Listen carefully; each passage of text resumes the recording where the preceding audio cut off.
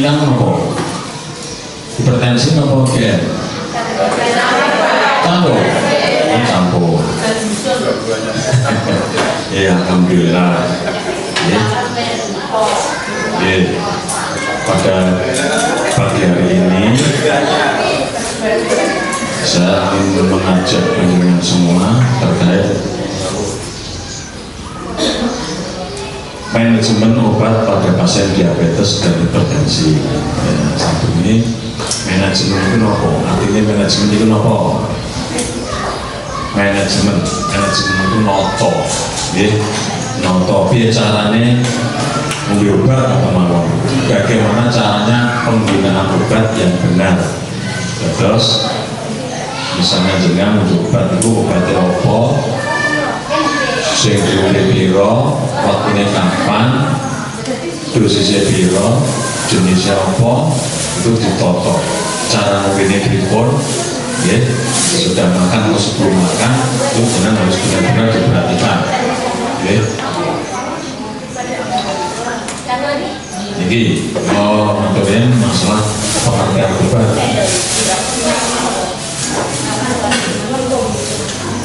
Obat adalah zat atau bahan, ya, zat atau bahan yang digunakan untuk, ya, obat itu bisa untuk mencegah, ya. Contohnya apa nih mencegah? Obat sih mencegah apa? Contohnya mencegah kehamilan, gitu. Mungkin obat sih biar hamil. Obat ini atau mengurangi itu mungkin rasa nyeri kenora paten lorong awalnya lorong kabeh obat kenora nyeri dalam menyembuhkan biasanya obat antibiotik itu menyembuhkan karena infeksi bakteri cacing dan macam-macam atau mengendalikan gejala penyakit. Nah, untuk DM dan hipertensi ini obatnya yang paling spesifik paling khusus adalah mengendalikan jalan penyakit. Jadi, terus kenapa obat hipertensi DM itu mengendalikan jalan penyakit? Karena apa dikendalikan? Karena hipertensi dan DM itu tidak bisa sembuh, bisanya terkendali. Ya, paham ya? Ada gambaran ya? Oh, ini aku loro gula, loro tensi, hipertensi. Ki aku butuh mobil terus atau ben terkendali, dikendalikan. Misalnya minum obat atau hipertensi, tensinya piro 100/90. Oke, terus diskoni obat. Lah, ini obatnya diunjuk deh. Setelah itu mencoba, terus cek tensinya. Saat ini tensinya 120/80. Normal buatan. Neng, neng buatan terus mari, terus baru aku semari tensinya, hipertensinya, terus orang berubah itu salah. Keliru ya mbak, tapi ya tetap kudu ngobrol terus, ben tensinya stabil, betul ya? Jadi tensinya biar stabil.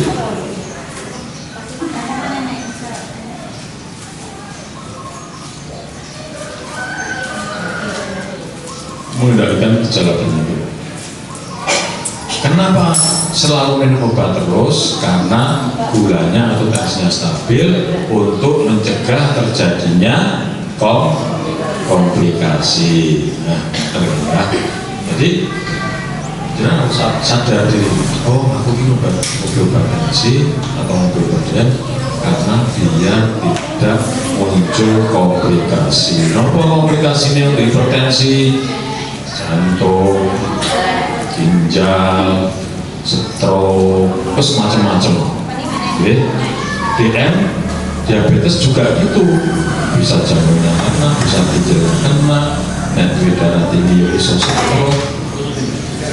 DM semuanya bisa, DM gula, ya. kadang-kadang sampai terjadi perlukaan di kaki, sampai tubuh, sampai amputasi, ya, nomor-nomor ya. Nah itu karena kita harus selalu disiplin minum obat. Kemudian obat bekerja dengan cara tertentu di dalam tubuh, misalnya menurunkan kadar gula, obat diabetes, menurunkan tekanan darah, hipertensi, atau mengurangi rasa nyeri, obat-obat anti-nyeri. Nah, kemudian yang harus dipikirkan, obat berbeda dengan suplemen atau jamu karena telah melalui uji klinis dan memiliki bukti ilmiah tentang manfaat serta keamanannya. Boleh minum jamu, tapi harus benar-benar teliti. Oh, jamu sekarang apalagi banyak beredar jamu-jamu yang palsu, berbahaya untuk ginjal.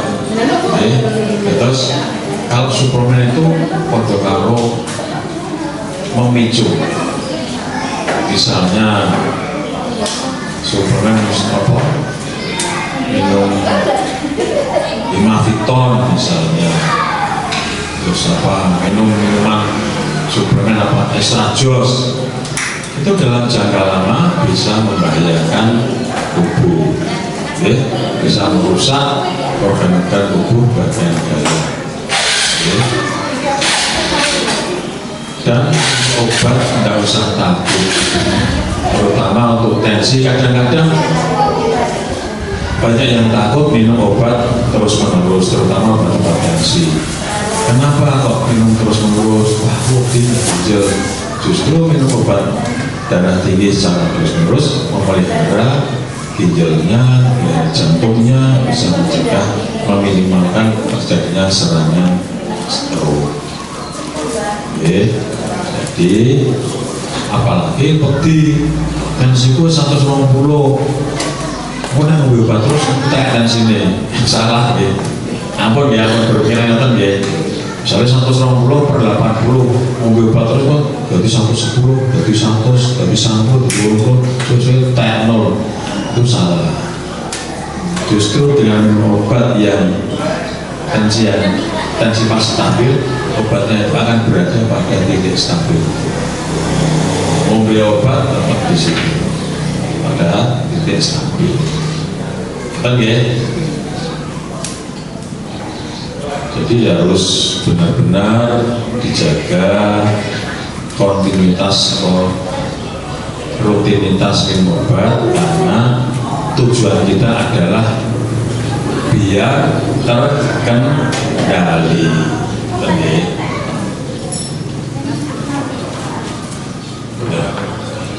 Ini saya terangkan jenis-jenis obat untuk diabetes banyak ya, metformin, glibenclamid, glibenclamid, terus ada insulin, ada macam-macam, akarbose, terus glikuidon dan sebagainya ya. Golongannya golongan metformin, suplemen ya, insulin ini pokoknya oke pada jenis obat ya. Nah, keuntungan jenengan ikut ProRes itu apa? Keuntungannya apa? Selalu termonitor, terkontrol, ya, selalu diteloi. Kan ada apa nih? Cek labora, cek tensi, ada cek kolesterol, karena terkontrol. Ya, ini diabetes ini dengan berbagai macam jenis obat. Diabetes itu bagaimana? Tiga obat ini, oh betul, terus ke.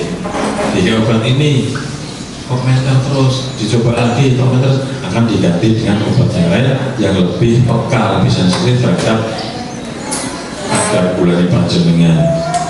Kok diganti ini tetap dia cepat mudah. Betul ya? Makanya harus ikut Prolamis, karena biar tahu, jangan beli obat sak filme dewe, aku tak tuku dewe, jangan, berbahaya ya.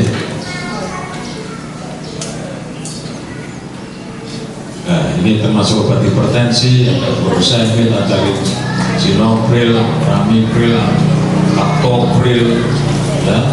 Ini golongannya golongan diuretik, inhibitor, kalsium sama itu pusat ya pakai gitu ya. Pokoknya dari obat diombe untuk mawon ya secara rutin. Nah ini kan apa penyakit kronis. Nah, penyakit kronis itu apa penyakit kronis? Penyakit kronis itu apa?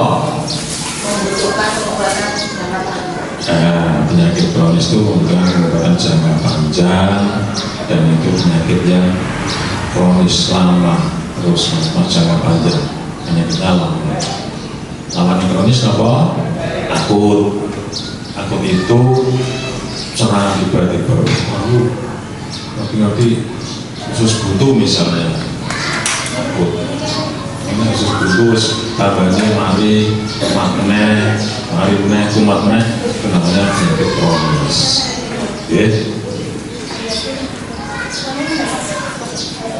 Keamanan obat penyakit kronis itu aman. Obat diabetes dan hipertensi aman dikonsumsi dalam jangka panjang bila sesuai dengan resep dokter. Aman dalam jangka panjang kalau sesuai dengan resep dokter. Jadi tuku dhewe obatnya terus obat gula sak-sake aman boten? Boten nggih, Pak nggih, hati-hati nggih. Karena ini obat termasuk obat-obat apa sih bunderannya abang itu harus sesuai dengan petunjuk, sesuai dengan etis dokter.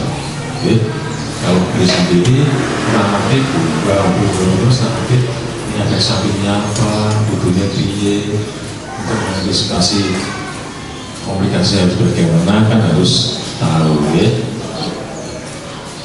Kemudian penting, jangan menghentikan obat tanpa konsultasi dokter karena dapat menyebabkan komplikasi serius ini. Tiba-tiba rumongso mati, madegret ngombe obat. Pernah ada pasiennya minum obat rutin, sudah beberapa tahun hipertensi. Dalam jangka 1 bulan tidak minum obat tensi, tiba-tiba stroke. Itu yang paling yang harus diwaspadai dan paling ditakuti. Gitu? Yang stroke itu apa? Aktivitasnya serai sopo. Jadi, umpamane jenengan sekno tiba-tiba stroke sedino rondino sasi diopeni gitu. Ini suwe-suwe sing ngopeni ini aktivitasnya terganggu dia boten terus delalah harap yang ngalah saka ning sawah kita ngopeni kayak sing diopeni iki bunga-bunga wae gitu. Nah waktu kan ngeten niku itu dari pengatur lain, lalu inilah, ditinggal orang kali lamanya terganggu, gitu. Ini menggoreng-goreng kalau tiba-tiba menjadi berat, ya. Lakukan apa? Manusia itu sendiri, manusia apa-apa, langsung ya. Manusia BS, orang apa, langsung BS langsung matur. Kita tidak tahu fisik kita kayak apa, ya. Nah, bisa hati-hati ya, jangan berhenti mungkin semakin dia suka kalau orang Yesus ingin tahu fatal kan animan gitu, ya. Kemudian harus kontrol rutin. Ini penting untuk melakukan kontrol rutin dan memantau efek samping guna memastikan keamanan penggunaan obat jangka panjang. Caranya piye? Ya wis melu prolaris. Gitu, Pak. Jadi ikut prolaris itu akan terpantau dari data-data laboratorium, dari data-data tensinya, terkontrol terus. Oke, obat ini kok ora mari sing kulatur mau kok diganti liyane sing lebih dekat. Masing-masing orang dewe-dewe gitu, podo-podo loro flu, mobil ultra flu, durung mesti mari kabeh. Ono sing mari, ono sing ora. Mari ini sapa jenenge padha. Jenenge apa isine padha. Jenenge beda. Oh kayak mari ini orang sakit misalnya. Oke, nanti punya sensitivitas sendiri-sendiri masing-masing.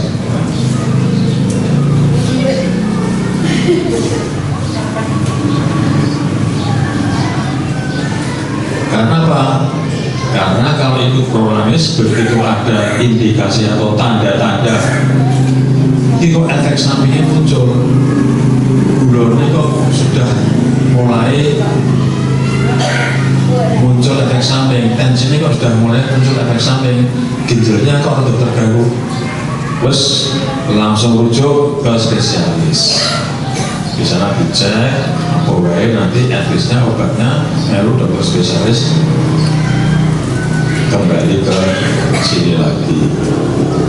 Gitu, akhirnya sehingga efek samping nanti akan menjadi beban, jadi akhirnya menjadi apa jenenge berlarut-larut, akhirnya begitu muncul efek samping, komplikasi, akhirnya aktivitas terganggu, produktivitas terganggu.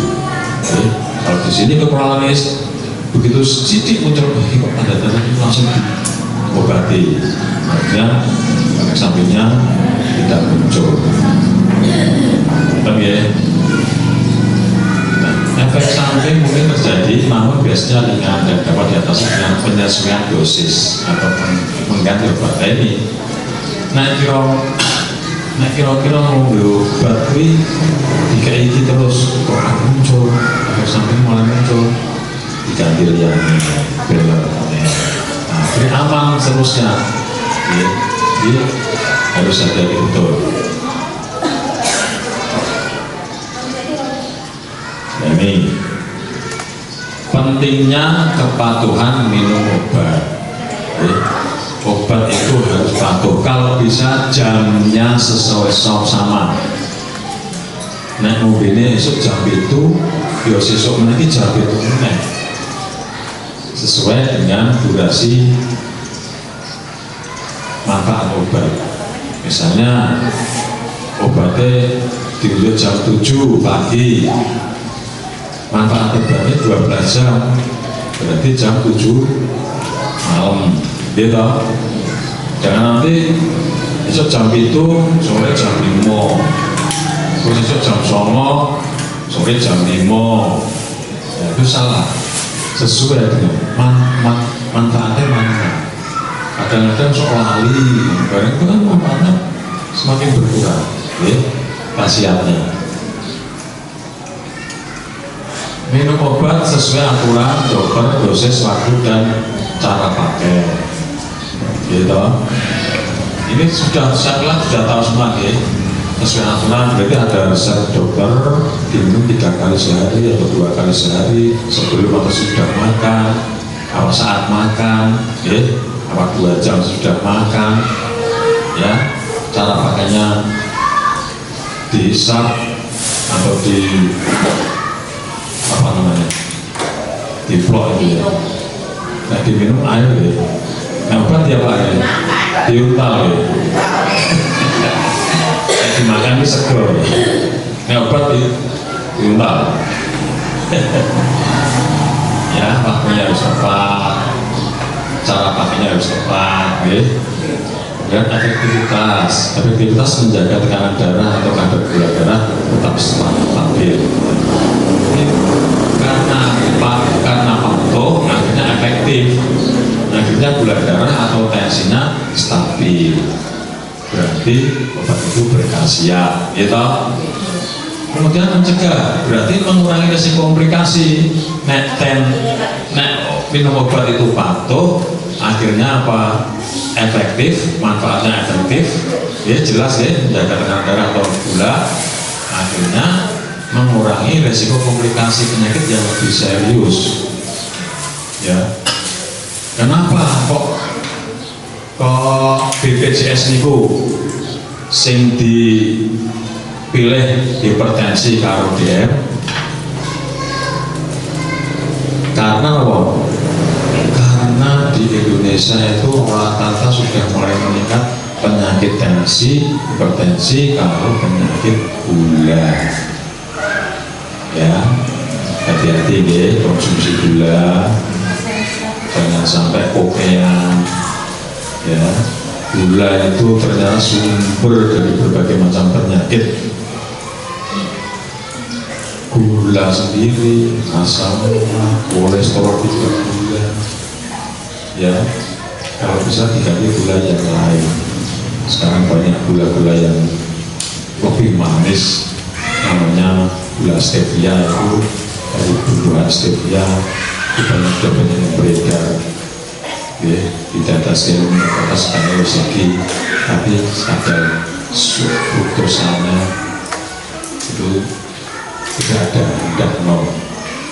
Ya, itu tidak boleh. Asam urat barang itu ternyata pemicunya adalah gula. Asam uratnya dhuwur, semakin sering minum manis semakin dhuwur. Dari dalam tubuh.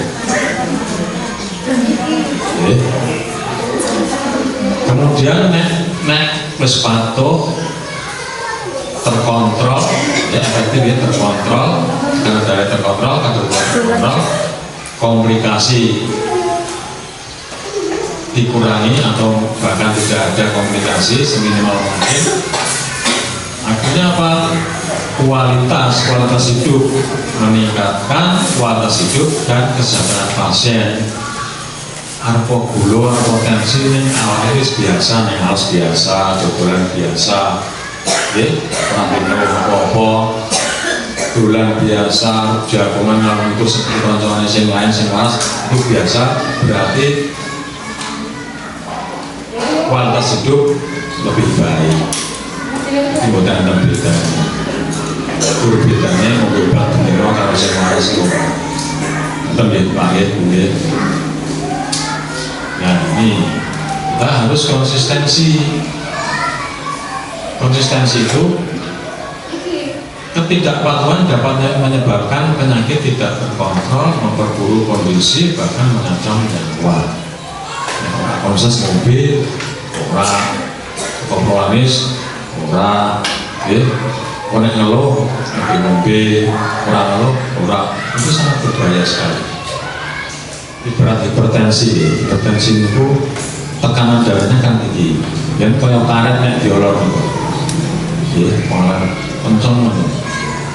Kok mobil obat darah tinggi, tentu orang benar kenceng. Kok benar tentu, ya, lah nek karet jam, jajal karet gerak, diolor, temboknya diolor, sudah tipis, jangan pecah. Itu yang namanya fenomena hipertensi, stroke itu di situ berbahaya sekali. Nah, ini akan pas musim puasa, ini akan diterapkan jadwal minum obat saat puasa dan sesuaikan waktu minum obat. Obat yang diminum 1 kali sehari diminum saat berbuka atau sahur. Ya, sahur boleh, berbuka boleh. Yang 2 kali sehari dibagi saat berbuka dan sahur. Kemudian untuk obat insulin, dosis dan waktu disesuaikan, biasanya diberikan menjelang berbuka dan sahur. Nah, itu sudah dijelaskan, sudah tahu semua. Ya. Kemudian untuk konsultasi dengan dokter, jangan menghentikan obat hanya karena berpuasa, tidak boleh. Kayak kosong, jangan terus aku mau obat, jangan. Ya, tetap harus diminum, ya sesuai dengan petunjuk. Atur dosis dengan bijak, sesuaikan dosis agar tidak mengganggu puasa. Minum cukup air saat sahur dan berbuka untuk membantu rasa obat. Ya. Ada yang kadang-kadang saya pernah menemui saudara itu yang obat tuh, pluk ini gue sholat ini atau apa? Ya ada itu, lucu kan, yes. Ya harus pakai air biar cepat larut dan berkhasiat.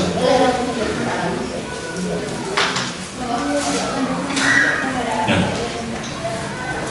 kita masuk ke dalam tips memudahkan kepatuhan obat. Caranya biar ben eling. Biasanya pun sing pianto sepuh nggih. Ini gunakan alarm ini tondo. Ini jam mister. Obatnya apa? Kanggo jam, kapan yang obat.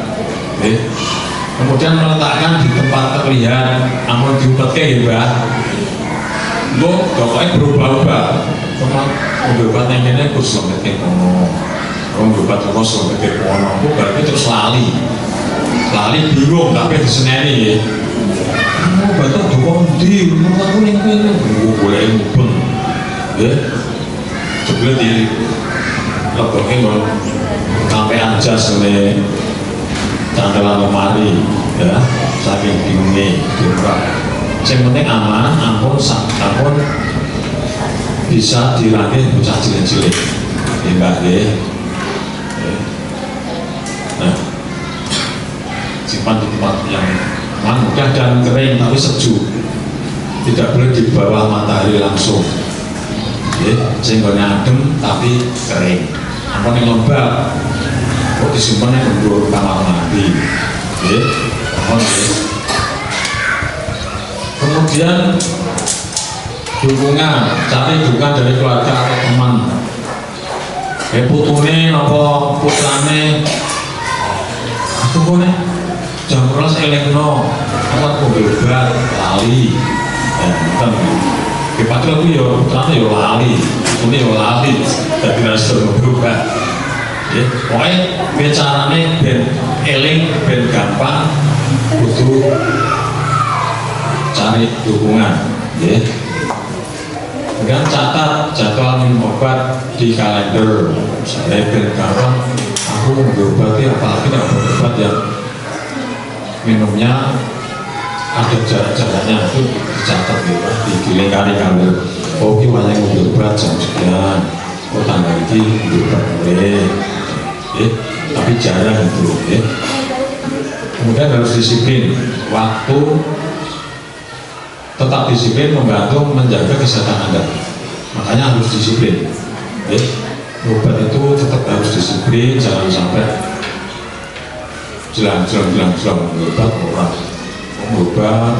orang itu nanti bisa membahayakan penyakitnya.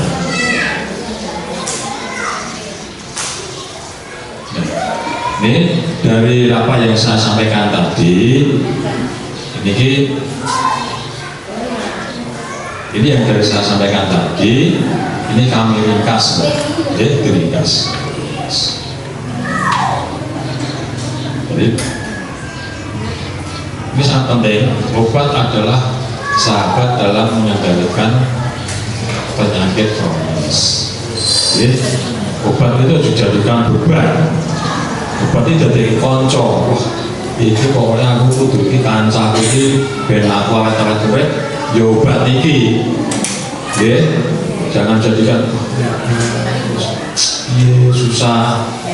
Ya ora mari malah tambah dhuwur kabeh, dhuwur dan dhuwur susah.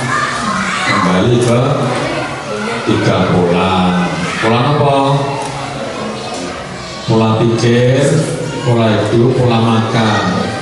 Jenengan gadah penyakit kronis, 3 pola itu terjaga, insya Allah sehat. Makannya ditonton, pola makan, pikirannya ditonton, rasa mikir utang, rasa mikir beban, apa-apa, ya, dari sini ya. Semua jenis obat, macam-macam, dan jenis obat darah tinggi, diabetes. Kemudian penggunaan minum obat sesuai aturan dokter, jangan pergi sendiri, keamanan obat itu tetap aman karena sudah ada penelitian dan sesuai dosisnya, karena sudah ada konsultasi rutin, efek samping bisa dihindari, mengganti obat, pokoknya aman. Yang penting ini patuh. Harus patuh minum obat biar obat itu bermanfaat kagum panjenengan sedaya. Nonton gitu bae, oke? Jadi intinya pada pagi hari ini jenengan harus minum obat sesuai aturan, baik dosis, jenis obat, waktunya, itu harus sesuai dengan petunjuk dokter atau tenaga kesehatan. Dan jangan sampai menghentikan obat sendiri secara tiba-tiba, sangat berbahaya. Nonton? Kira-kira paham ya? Paham ya? Mudah-mudahan apa yang saya sampaikan ini bermanfaat dan menjadikan pengeling-eling panjenengan. Jangan lupa saya tekankan untuk menjaga 3 pola: pola makan, pola pikir, pola hidup. Pola hidup itu maksudnya apa? Ya sekutu rakyatan laku-laku olahraga, orang saroko, bagi orang berganda, karena harus ada terus itu cukup tetap awet sehat. Betul? Saya rasa ini cukup yang saya sampaikan, mudah-mudahan bermanfaat. Terima kasih. Wabillahi taufiq wal hidayah. Wassalamualaikum warahmatullahi wabarakatuh.